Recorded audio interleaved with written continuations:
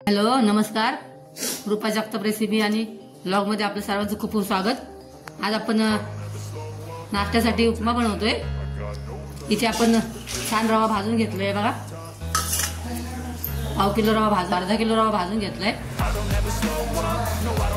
इकडे कढईमध्ये शेंगदाणे टाकले फ्राय करायला। आपण शेंगदाणे भाजून घेऊन त्यातच मिरची टाकली आहे बघा, मोठ्या मोठ्या मिरच्या टाकले, लहान खाणारी म्हणून छोट्या छोट्या मिरच्या नाही कापल्या।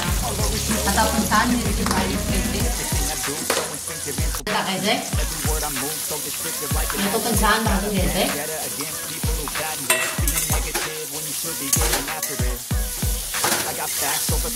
स्पेशल उपमा बनवताय शिंदे। आता यामध्ये आपण एक चमचा मीठ टाकायचंय, आपल्या चवीनुसार मीठ टाकायचंय। छान कांदा मिरची फ्राय करून कांदा मिरची फ्राय करून घेतलेले। आता आपण त्यामध्ये टमाटर ऍड करणार आहे, ते पण छान भाजून घ्यायचंय।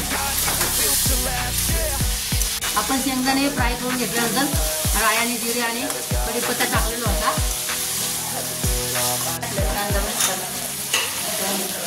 आता आपण त्यामध्ये पाणी टाकायचंय, क्वांटिटी भरपूर आहे त्यामुळे आपण त्याला जास्त पाणी टाकायचंय। 3 ग्लास पाणी टाकायचं त्यामध्ये।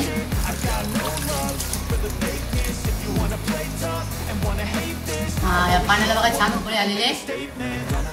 आता आपण त्यामध्ये हा भाजलेला रवा ऍड करायचा आहे।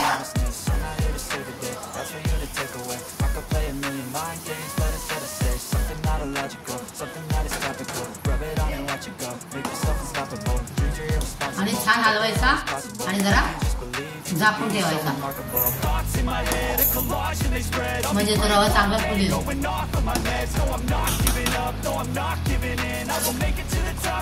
हलवून झाकून ठेवायचा, गॅस मिडियम गॅस मंद गॅसवर छान झाकून ठेवायचा।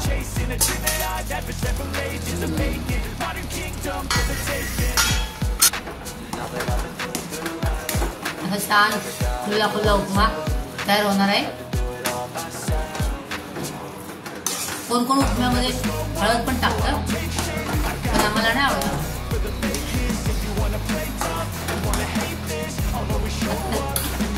या उपम्यामध्ये छान भरपूर अशी कोथिंबीर टाकायची